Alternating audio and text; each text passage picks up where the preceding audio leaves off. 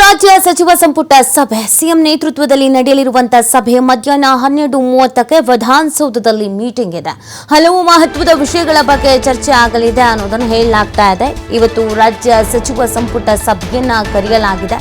ಈ ಸಭೆಯಲ್ಲಿ ಪ್ರಮುಖವಾಗಿ ಹಲವು ಮಹತ್ವದ ನಿರ್ಧಾರಗಳನ್ನ ವಿಷಯಗಳನ್ನ ಪ್ರಸ್ತಾಪಿಸಿ ಚರ್ಚಿಸಿ ಪ್ರಕಟ ಮಾಡಬಹುದಾದ ಸಾಧ್ಯತೆಗಳಿದೆ.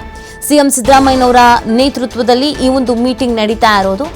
ಕೆಲವೊಂದಷ್ಟು ನಿರೀಕ್ಷೆಯನ್ನು ಕೂಡ ಇಟ್ಕೊಳ್ಳಲಾಗಿದೆ. ಈ ಸಚಿವ ಸಂಪುಟ ಸಭೆಯ ನಂತರ ಕೆಲವೊಂದಷ್ಟನ್ನ ಘೋಷಣೆ ಮಾಡಬಹುದು ಅನ್ನುವಂಥದ್ದು.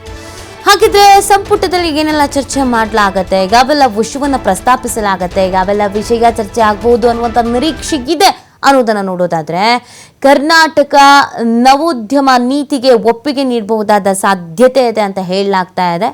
ಪೊಲೀಸ್ ಅಧಿಕಾರಿಗಳ ನಿಯಮಕ್ಕೆ ತಿದ್ದುಪಡಿಯ ಬಗ್ಗೆ ಕೂಡ ಚರ್ಚೆ ಆಗಲಿದೆ ಅಂತ ಹೇಳಲಾಗ್ತಾ ಇದೆ.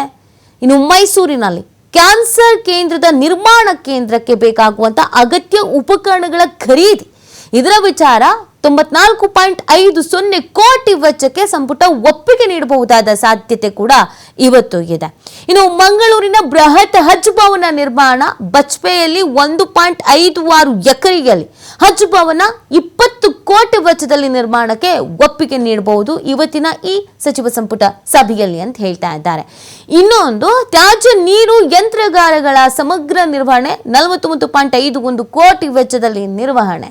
ಇನ್ನು ಕೊರಟಗೆರೆ ಪಟ್ಟಣ ಪಂಚಾಯಿತಿ ಪುರಸಭೆಯಾಗಿ ಮೇಲ್ದರ್ಜೆಗೆ, ವಿಜಯಪುರ ಮಹಾನಗರ ಪಾಲಿಕೆಗೆ ಕೆಲ ಪ್ರದೇಶಗಳ ಸೇರ್ಪಡೆ, ಯಾದಗಿರಿಯ ದೋರನಹಳ್ಳಿ ಗ್ರಾಮ ಪಂಚಾಯಿತಿ ಪಟ್ಟಣ ಪಂಚಾಯಿತಿಯಾಗಿ ಮೇಲ್ದರ್ಜೆಗೆ, ಪಟ್ಟಣ ಪಂಚಾಯಿತಿಗೆ ಬೀದರ್ನ ರಾಜೇಶ್ವರ ಗ್ರಾಮ ಪಂಚಾಯಿತಿ ಮೇಲ್ದರ್ಜೆಗೆ. ಸೊ ಇದಿಷ್ಟ್ರ ಬಗ್ಗೆ ಇವತ್ತು ಚರ್ಚೆಯನ್ನ ಮಾಡಬಹುದಾದ ಸಾಧ್ಯತೆ ಇದೆ ಅನ್ನೋದನ್ನ ಹೇಳಲಾಗ್ತಾ ಇದೆ. ಒಂದಷ್ಟು ನಿರೀಕ್ಷೆಯನ್ನ ಈ ಸಚಿವ ಸಂಪುಟದಲ್ಲಿ ಇಟ್ಕೊಳ್ಳಲಾಗಿದೆ. ರೈತರು ಕೂಡ ಕಾಯ್ತಾ ಇದ್ದಾರೆ, ನಮಗೂ ಕೂಡ ಏನಾದ್ರು ಅನುಕೂಲ ಆಗಬಹುದೇನೋ, ನಿರ್ಧರಿಸಬಹುದೇನೋ ಅಂತ. ಈ ಸಚಿವ ಸಂಪುಟ ಸಭೆಯಲ್ಲಿ ಚರ್ಚಿಸಿ ಒಂದು ಒಮ್ಮತದ ನಿರ್ಧಾರಕ್ಕೆ ಬಂದು ಯಾವೆಲ್ಲ ವಿಷಯವನ್ನ ಪ್ರಸ್ತಾಪಿಸ್ತಾರೆ, ಯಾವೆಲ್ಲ ನಿರ್ಧಾರವನ್ನ ಕೈಗೊಳ್ತಾರೆ ಅನ್ನೋದನ್ನ ನೋಡ್ಬೇಕಾಗತ್ತೆ. ಮಾಹಿತಿನ ನೀಡ್ತಾರೆ ನಮ್ಮ ಪ್ರತಿನಿಧಿ ಶಿವು. ಇವತ್ತಿನ ಸಚಿವ ಸಂಪುಟ ಸಭೆಯಲ್ಲಿ ಯಾವೆಲ್ಲ ವಿಚಾರಗಳು ಚರ್ಚೆಗೆ ಬರಬಹುದು, ಏನೆಲ್ಲ ನಿರ್ಣಯಗಳನ್ನ ಕೈಗೊಳ್ಳಬಹುದು ಅಂತ? ಇವತ್ತು ಮುಖ್ಯಮಂತ್ರಿಗಳ ನೇತೃತ್ವದಲ್ಲಿ ವಿಧಾನಸೌಧದಲ್ಲಿ ಸಚಿವ ಸಂಪುಟ ಸಭೆ ನಡೀತಾ ಇದೆ. ಮಧ್ಯಾಹ್ನ 12 ಗಂಟೆಗೆ ಕ್ಯಾಬಿನೆಟ್ ಹಾಲ್ ನಲ್ಲಿ ನಡೆಯುವಂತಹ ಸಂಪುಟ ಸಭೆಯಲ್ಲಿ ಹಲವು ವಿಷಯಗಳ ಬಗ್ಗೆ ಗಂಭೀರವಾಗಿ ಚರ್ಚೆ ಆಗತ್ತೆ. ಪ್ರಸಕ್ತ ಈಗ ಕಳೆದ ಒಂದು ವಾರದಿಂದ ರಾಜ್ಯದ ಬೆಳಗಾವಿ, ಬಾಗಲಕೋಟೆ, ಬಿಜಾಪುರದಲ್ಲಿ ಕಬ್ಬು ಬೆಳೆಗಾರರ ಹೋರಾಟ ಹೆಚ್ಚಾಗ್ತಾ ಇದೆ. ಕಬ್ಬಿಗೆ ಬೆಂಬಲ ಬೆಲೆಯನ್ನ ನಿಗದಿ ಮಾಡಬೇಕು, ನಮ್ಗೆ ಕೊಡ್ತಾ ಇರುವಂತಹ ಬೆಲೆ ಸರಿಯಾದ ಪ್ರಮಾಣದಲ್ಲಿಲ್ಲ. ಮಹಾರಾಷ್ಟ್ರದಲ್ಲಿ ಅತಿ ಹೆಚ್ಚಿನ ಬೆಂಬಲ ಬೆಲೆಯನ್ನ ನಿಗದಿ ಮಾಡಲಾಗಿದೆ, ಆದ್ರೆ ನಮ್ಮ ರಾಜ್ಯದಲ್ಲಿ ಮಾಡ್ತಾ ಇಲ್ಲ ಅಂತ ಹೇಳಿ ರೈತರು ಬೃಹತ್ ಪ್ರತಿಭಟನೆಯನ್ನ ಬೆಳಗಾವಿ, ಬಾಗಲಕೋಟೆಯಲ್ಲಿ ನಡೆಸ್ತಾ ಇದ್ದಾರೆ. ಸೊ ಹಾಗಾಗಿ ಇವತ್ತಿನ ಸಂಪುಟ ಸಭೆಯಲ್ಲಿ ಇದರ ಬಗ್ಗೆ ಗಂಭೀರವಾಗಿ ಚರ್ಚೆ ಆಗತ್ತೆ. ಯಾಕೆಂದ್ರೆ ಡೆಡ್ ಲೈನ್ ಕೂಡ ಕೊಟ್ಟಿದ್ದಾರೆ, 1 ದಿನದ ಗಡುವನ್ನು ಕೂಡ ಕಬ್ಬು ಬೆಳೆಗಾರರು ಕೊಟ್ಟಿದ್ದಾರೆ. ಈಗಾಗಲೇ ರಾಜಕೀಯ ತಿರುವನ್ನು ಕೂಡ ಪಡ್ಕೊಳ್ತಾ ಇದೆ. ಬಿಜೆಪಿ ನಾಯಕರು ಕೂಡ ಕಬ್ಬು ಬೆಳೆಗಾರರಿಗೆ ಬೆಂಬಲವನ್ನ ವ್ಯಕ್ತಪಡಿಸಿದ್ದಾರೆ. ಅವರ ಜೊತೆ ಪ್ರತಿಭಟನೆಯಲ್ಲಿ ಕೂಡ ವಿಜಯೇಂದ್ರ ಸೇರಿದಂತೆ ಹಲವು ನಾಯಕರು ಭಾಗಿಯಾಗಿದ್ದಾರೆ. ಈ ಕಾರಣಕ್ಕೆ ಸರ್ಕಾರ ಕೂಡ ಎಚ್ ಕೆ ಪಾಟೀಲ್ ಅವರನ್ನ ಕಬ್ಬು ಬೆಳೆಗಾರರ ಮನವೊಲಿಕೆಗೆ ಕಳಿಸಲಾಗಿತ್ತು. ಆದ್ರೆ ಪಾಟೀಲ್ರ ಬೇಡಿಕೆಗೂ ಕೂಡ ಅವರು ಮೊನ್ನೆ ಸಹಮತವನ್ನ ಕೊಟ್ಟಿಲ್ಲ. ಮುಖ್ಯಮಂತ್ರಿಗಳ ಜೊತೆ, ಸಕ್ಕರೆ ಕಾರ್ಖಾನೆಗಳ ಮಾಲೀಕರ ಜೊತೆ ನಿಮ್ಮನ್ನ ಸಭೆಯನ್ನ ಮುಖ್ಯಮಂತ್ರಿಗಳು ಮಾಡ್ತಾರೆ, ಆ ಸಭೆಗೆ ನೀವು ಭಾಗವಹಿಸಬೇಕು ಅನ್ನುವಂತ ಮನವಿಯನ್ನ ಎಚ್ ಕೆ ಪಾಟೀಲ್ ಅವರು ಮುಂದಿಟ್ಟಾಗ ಕಬ್ಬು ಬೆಳೆಗಾರರು ಅದಕ್ಕೆ ಒಪ್ಕೊಂಡಿಲ್ಲ. ನಮ್ಗೆ 3,500 ಪ್ರತಿ ಟನ್ ಕಬ್ಬಿಗೆ ಬೆಲೆಯನ್ನ ನಿಗದಿ ಮಾಡಬೇಕು, ದರವನ್ನ ನಿಗದಿಪಡಿಸಬೇಕು, ಅಲ್ಲಿಯವರೆಗೆ ನಾವು ಪ್ರತಿಭಟನೆಯನ್ನ ಕೈ ಬಿಡೋದಿಲ್ಲ ಅನ್ನುವಂತಹ ಎಚ್ಚರಿಕೆಯನ್ನ ಪಾಸ್ ಮಾಡಿದ್ದಾರೆ. ಹಾಗಾಗಿ ಸಂಪುಟ ಸಭೆಯಲ್ಲಿ ಇದರ ಬಗ್ಗೆ ಗಂಭೀರವಾಗಿ ಚರ್ಚೆ ಆಗತ್ತೆ. ಸರ್ಕಾರ ಒಂದು ನಿರ್ಧಾರವನ್ನ ತೆಗೆದುಕೊಳ್ಬೇಕಾಗತ್ತೆ. ಯಾಕಂದ್ರೆ ಮಹಾರಾಷ್ಟ್ರ ಮತ್ತೆ ಬೇರೆ ಪ್ರದೇಶಗಳಲ್ಲಿ, ಬಿಹಾರದಲ್ಲಿ ಯಾವ ರೀತಿಯಾದಂತ ಒಂದು ಬೆಲೆ ನಿಗದಿಯನ್ನ ಮಾಡಲಾಗಿದೆ, ಅದೇ ರೀತಿಯಾಗಿ ದರವನ್ನ ನಿಗದಿ ಮಾಡ್ಬೇಕಾಗತ್ತೆ. ಆದ್ರೆ ಬೆಂಬಲ ಬೆಲೆಯನ್ನ ನಿಗದಿ ಮಾಡುವಂತದ್ದು, ಪ್ರತಿ ಬೆಳೆಗಳಿಗೆ ಯಾವುದೇ ಬೆಳೆಗಳಿರ್ಬೋದು, ಅದಕ್ಕೆ ಬೆಂಬಲ ಬೆಲೆಯನ್ನ ನಿಗದಿ ಮಾಡುವಂತಹ ಅಧಿಕಾರ ಕೇಂದ್ರ ಸರ್ಕಾರಕ್ಕಿದೆ. ಹಾಗಾಗಿ ಮುಖ್ಯಮಂತ್ರಿಗಳು ಕೂಡ ಕೇಂದ್ರ ಸರ್ಕಾರದ ಕಡೆ ಕೈ ತೋರಿಸ್ತಾ ಇದ್ದಾರೆ. ಇಲ್ಲಿ ಬಿಜೆಪಿ ನಾಯಕರು ಪ್ರತಿಭಟನೆಯನ್ನ ಮಾಡ್ತಾ ಇದ್ರೆ ಕೇಂದ್ರದ ಮೇಲೆ ಒತ್ತಡವನ್ನ ತಂದು ಅಲ್ಲಿ ಬೆಲೆ ನಿಗದಿಯನ್ನ ಮಾಡಬಹುದಿತ್ತು ಅನ್ನುವಂತ ಆಗ್ರಹವನ್ನ ಈ ಕಡೆ ಸರ್ಕಾರ ಕೂಡ ಮಾಡ್ತಾ ಇದೆ. ಆದ್ರೆ ಅನಿವಾರ್ಯವಾಗಿ ರಾಜ್ಯದಲ್ಲಿ ಈ ಹೋರಾಟ ನಡೀತಾ ಇರೋದ್ರಿಂದ ಅವರ ಬೆಳೆಗಾರರ ಒಂದು ಸಮಸ್ಯೆಯನ್ನ ಪರಿಹರಿಸಬೇಕಾಗತ್ತೆ. ಪರಿಹರಿಸದೆ ಹೋದ್ರೆ ರಾಜ್ಯ ಸರ್ಕಾರಕ್ಕೆ ಮತ್ತಷ್ಟು ಸಂಕಷ್ಟ ಎದುರಾಗುವಂತ ಸಾಧ್ಯತೆಗಳಿದೆ.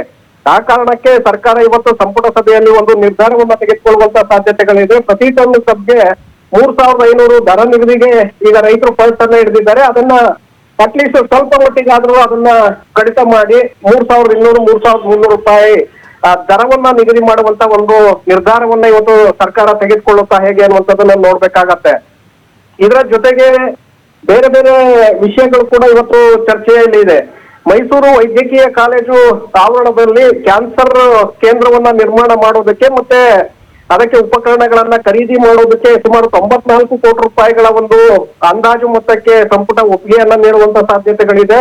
ಮಂಗಳೂರಿನ ಬಜ್ಪೆ ಗ್ರಾಮದಲ್ಲಿ ಸುಮಾರು 1.56 ಎಕರೆ ವಿಸ್ತೀರ್ಣದಲ್ಲಿ ಅಜ್ಭವನ, ಬೃಹತ್ ಅಜ್ಭವನವನ್ನ ನಿರ್ಮಾಣ ಮಾಡುವಂತ ಆ ಯೋಜನೆಗೂ ಕೂಡ 20 ಕೋಟಿ ರೂಪಾಯಿಗಳ ಅನುದಾನವನ್ನ ಬಿಡುಗಡೆ ಮಾಡೋದಕ್ಕೆ ಒಪ್ಪಿಗೆಯನ್ನ ಕೊಡಬಹುದು.